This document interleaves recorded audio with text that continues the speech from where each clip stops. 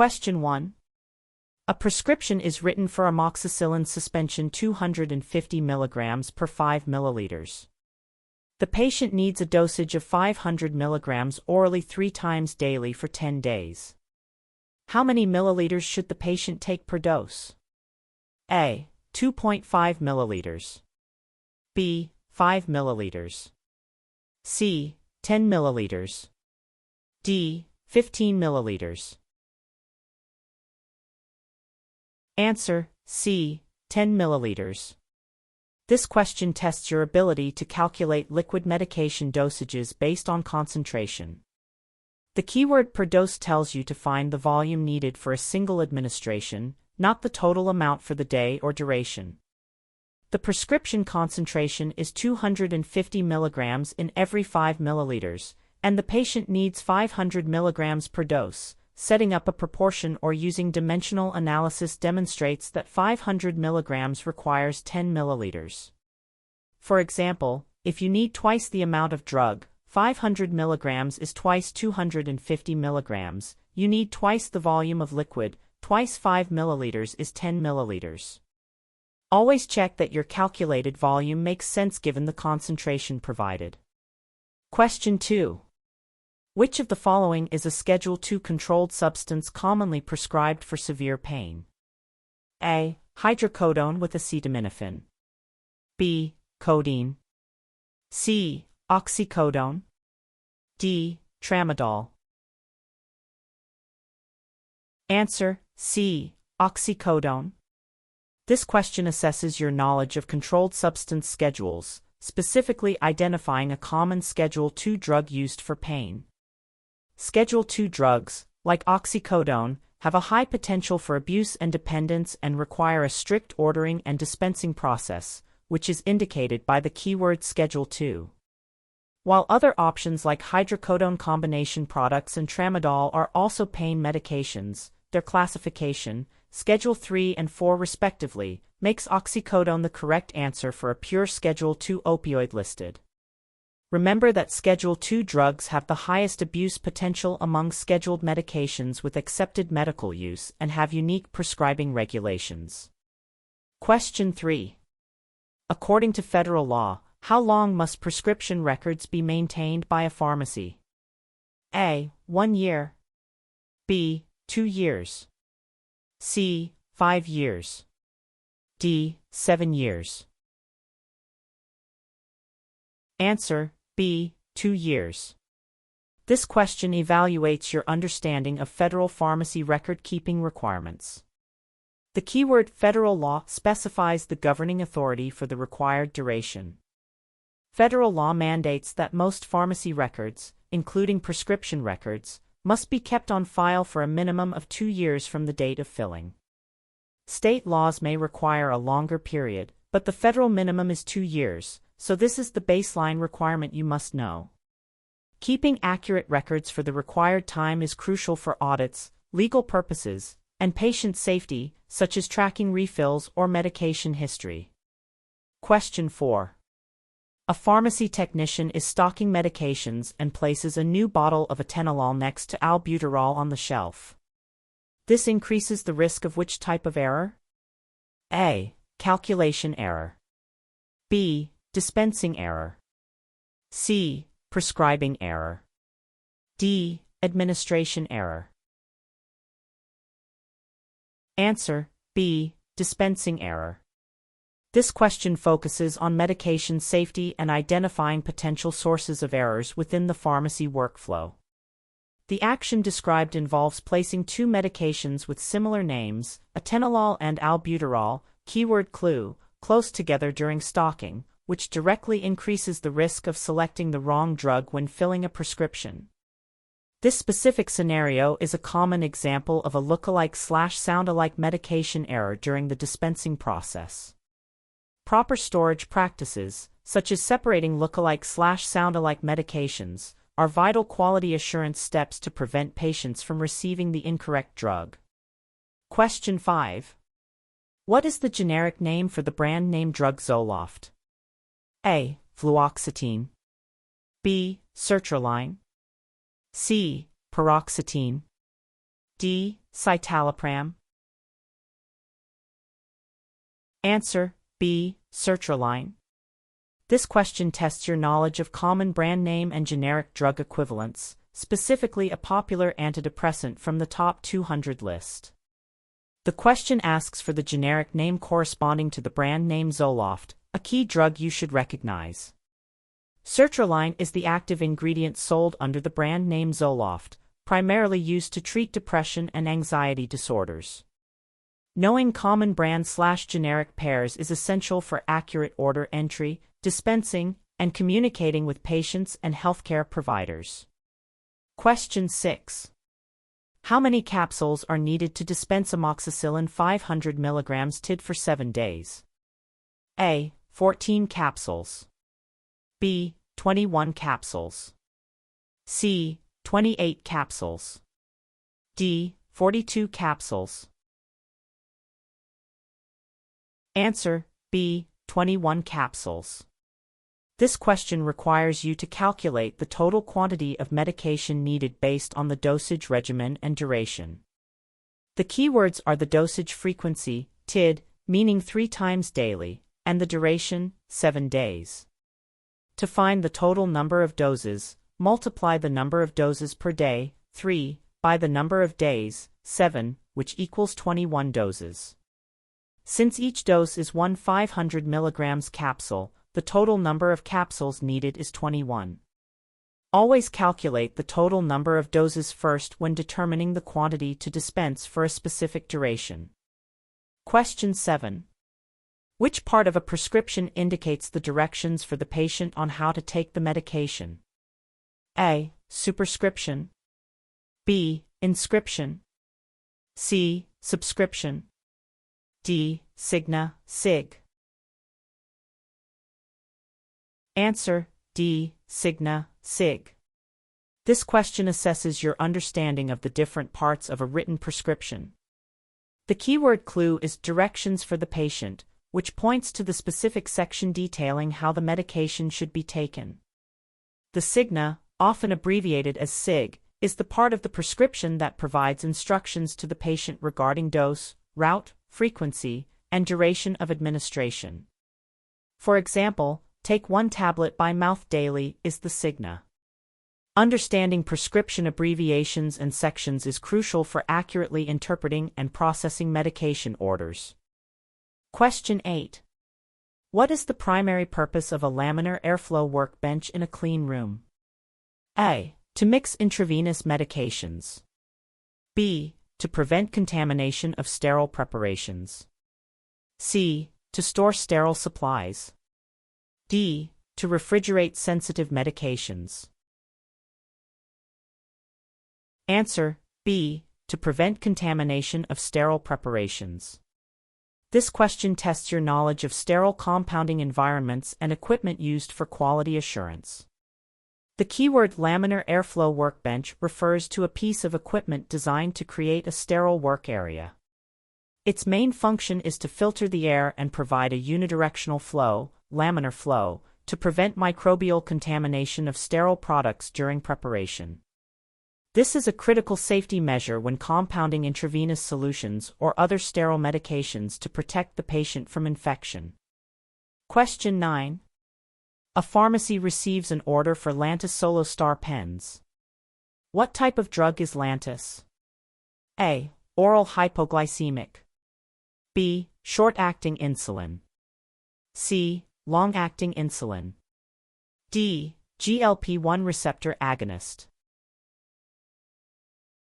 Answer C. Long-acting insulin. This question tests your knowledge of common diabetes medications, specifically identifying a well-known brand of insulin from the top 200 list. Lantus is the brand name for insulin glargine, which is a long-acting insulin used to control blood sugar levels between meals and overnight. Recognizing that Lantus is a specific type of insulin and understanding its duration of action is important for proper storage, dispensing, and patient counseling. Long-acting insulins like Lantus are typically dosed once or twice daily to provide a basal insulin level. Question 10. Convert 2.5 liters to milliliters. A. 0.0025 milliliters. B. 25 milliliters. C. 250 milliliters. D. 2,500 milliliters. Answer: D. 2,500 milliliters. This question requires you to perform a common unit conversion within the metric system. You need to convert a volume from liters, L, to milliliters, ml. The key conversion factor to remember is that 1 liter equals 1,000 milliliters. To convert liters to milliliters, you multiply the number of liters by 1,000, so 2.5 L * 1,000 milliliters per liter equals 2,500 milliliters. Accurate unit conversion is fundamental in pharmacy calculations to ensure correct dosages and volumes are measured and dispensed. Question 11. Which federal act established the DEA, Drug Enforcement Administration? A. Pure Food and Drug Act. B. Food, Drug, and Cosmetic Act. C. Controlled Substances Act. D. HIPAA. Answer: C. Controlled Substances Act. This question tests your knowledge of significant federal laws impacting pharmacy practice, specifically the origin of the DEA. The keyword DEA points to the federal agency responsible for enforcing controlled substance laws. The Controlled Substances Act, CSA, of 1970 classified drugs based on their abuse potential and established the regulatory framework for their manufacture, distribution, and dispensing, creating the DEA to oversee these activities. Understanding the CSA is essential for handling controlled medications legally and safely in the pharmacy. Question 12. Which of the following is an example of a sentinel event in a hospital pharmacy? A. A missed dose of a routine medication. B. A patient receiving the wrong medication resulting in death. C. A delay in dispensing a non-urgent prescription. D. A near-miss medication error caught before reaching the patient. Answer: B. A patient receiving the wrong medication resulting in death. This question assesses your understanding of quality assurance terms, specifically the definition of a sentinel event. The keyword sentinel event refers to an unexpected occurrence involving death or serious physical or psychological injury, or the risk thereof. Receiving the wrong medication leading to a patient's death is a clear example of such a serious, adverse outcome that signals a need for immediate investigation and response. Sentinel events highlight critical failures in systems and processes and require thorough root cause analysis to prevent future occurrences. Question 13. What is the primary use of the drug warfarin, Coumadin? A. To treat high blood pressure. B. To lower cholesterol. C. To prevent blood clots. D. To relieve pain. Answer: C. To prevent blood clots. This question asks about the primary therapeutic use of a common and important medication from the top 200 list. Warfarin, brand name Coumadin, is a well-known anticoagulant medication. Anticoagulants are often referred to as blood thinners and are used to prevent the formation of harmful blood clots or to prevent existing clots from getting larger, which is the key function described. Patients taking warfarin require regular monitoring to ensure the drug is at a safe and effective level. Question 14. A pharmacist needs to compound a 2% hydrocortisone cream. You have 100 grams of a 1% hydrocortisone cream and hydrocortisone powder. How many grams of hydrocortisone powder are needed to make 200 grams of the 2% cream? A. 1 gram. B. 2 grams. C. 3 grams. D. 4 grams. Answer: C. 3 grams. This complex calculation question tests your ability to compound a medication to a specific concentration using existing stock and pure drug. You need to create 200 grams of 2% cream, meaning the final product must contain 2% of 200 grams, which is 4 grams of hydrocortisone. You start with 100 grams of 1% cream, which contains 1% of 100 grams, or 1 gram of hydrocortisone. To reach the required 4 grams in the final mixture, you need to add the difference, which is 4 grams, 1 gram equals 3 grams of hydrocortisone powder. Always calculate the total amount of active ingredient needed in the final product first. Question 15. Which form is used by a pharmacy to order Schedule II controlled substances from a supplier? A. DEA Form 41. B. DEA Form 106. C. DEA Form 222. D. DEA Form 363. Answer: C. DEA Form 222. This question tests your knowledge of specific DEA forms used in the handling of controlled substances, a key area of pharmacy law. The keyword Order Schedule II controlled substances directly indicates the purpose of the required form. DEA Form 222 is the official triplicate form required by the DEA for the ordering and transfer of Schedule II controlled substances between registered parties. Each copy of the form serves a specific purpose for the supplier, the DEA, and the purchaser, the pharmacy.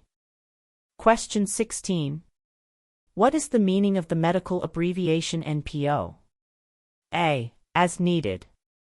B. By mouth. C. Nothing by mouth. D. Before meals. Answer: C. Nothing by mouth. This question assesses your understanding of common medical abbreviations used in prescriptions and patient care. The abbreviation NPO is a standard medical instruction. NPO stands for the Latin phrase nil per os, which translates to nothing by mouth. This instruction is critical before certain medical procedures or in specific patient conditions to prevent oral intake of food, liquids, or medications. Question 17. Which of the following medications is classified as an ACE inhibitor? A. Amlodipine. B. Metoprolol. C. Lisinopril. D. Furosemide. Answer: C. Lisinopril. This question tests your knowledge of common drug classifications and specific examples within the top 200 list. You need to identify which option belongs to the angiotensin-converting enzyme, ACE, inhibitor class. Lisinopril is a widely prescribed ACE inhibitor used primarily to treat high blood pressure and heart failure, recognizable often by the pril suffix, keyword clue. Amlodipine is a calcium channel blocker, metoprolol is a beta blocker, and furosemide is a diuretic. Only lisinopril fits the ACE inhibitor class. Question 18. A prescription calls for Augmentin 875 mg POQ12HX 10 days. The pharmacy stocks Augmentin 875 mg tablets. How many tablets should be dispensed? A. 10 tablets. B. 12 tablets. C. 20 tablets. D. 24 tablets. Answer: C. 20 tablets. This question requires you to calculate the total quantity of tablets needed for a prescription based on the frequency and duration. The keywords are the frequency, Q12H, meaning every 12 hours, or twice daily, and the duration, 10 days. The patient takes the medication twice per day for 10 days, so the total number of doses is 2 doses/day * 10 days equals 20 doses. Since each dose is 1 tablet, 20 tablets should be dispensed. Always calculate the total number of doses over the treatment period. Question 19. What is the main function of the P&T, Pharmacy and Therapeutics, Committee in a hospital? A. To manage pharmacy staff schedules. B. To negotiate drug prices with manufacturers. C. To create and maintain the hospital's formulary. D. To process insurance claims. Answer: C. to create and maintain the hospital's formulary. This question assesses your understanding of the role of the P&T Committee in institutional pharmacy practice and quality assurance. The P&T Committee is a key group within a hospital responsible for making decisions about medications used there. Their primary function is to review and evaluate drugs for inclusion in the hospital's formulary, which is the list of approved medications the hospital will stock and use. This process ensures that safe, effective, and cost-effective medications are available for patient care. Question 20. If a medication expires on December 2025, what is the last day it can be legally dispensed? A. December 1, 2025. B. December 15, 2025. C. December 31, 2025. D. January 1, 2026. Answer: C. December 31, 2025. This question tests your knowledge of medication expiration dating rules, a critical aspect of pharmacy operations and quality assurance. The keyword is expires on December 2025. According to standard interpretation in pharmacy, if an expiration date only lists the month and year, the medication is considered stable and potent until the last day of that month. Therefore, a medication expiring December 2025 is good through December 31, 2025. Always ensure dispensed medications are within their expiration date to guarantee their safety and effectiveness. Question 21. Which common over-the-counter, OTC, medication is classified as an NSAID? A. Acetaminophen, Tylenol. B. Diphenhydramine, Benadryl. C. Ibuprofen, Advil. D. Loratadine, Claritin. Answer: C. Ibuprofen, Advil. This question asks you to identify an example of a common drug class available without a prescription. NSAID is the key abbreviation, standing for nonsteroidal anti-inflammatory drug. Ibuprofen, commonly sold under brand names like Advil or Motrin, is a widely used OTC NSAID that helps reduce pain, inflammation, and fever. Acetaminophen is an analgesic but not an NSAID, while diphenhydramine and loratadine are antihistamines. Recognizing common OTC drug classes helps you assist patients with basic questions. Question 22. Calculate the flow rate in ml/hour for a 1000 ml 4 bag to be infused over 8 hours. A. 80 ml per hour. B. 100 ml per hour. C. 125 ml per hour. D. 150 ml per hour. Answer: C. 125 ml per hour. This math question requires calculating the infusion rate for an intravenous 4 solution. You are given the total volume, 1000 ml 4 bag, and the infusion time, over 8 hours. To find the flow rate in ml/hour, divide the total volume by the total time, 1000 ml/8 hours equals 125 ml per hour. For flow rate calculations are essential in institutional pharmacy settings to program infusion pumps correctly and ensure patients receive medications at the prescribed speed. Question 23. Under HIPAA, who is permitted to pick up a patient's prescription without prior authorization if the patient is unable to do so? A. Anyone claiming to be a friend of the patient. B. Only individuals listed on the patient's HIPAA authorization form. C. Any healthcare professional.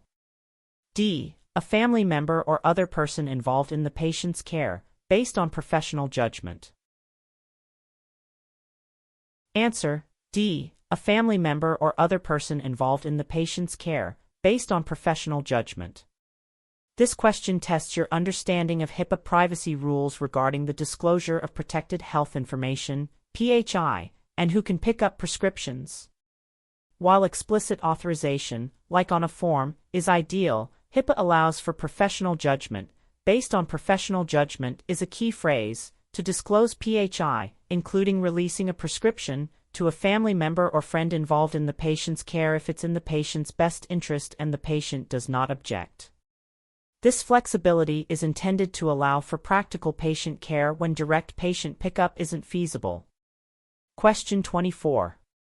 What is the correct storage requirement for most refrigerated medications?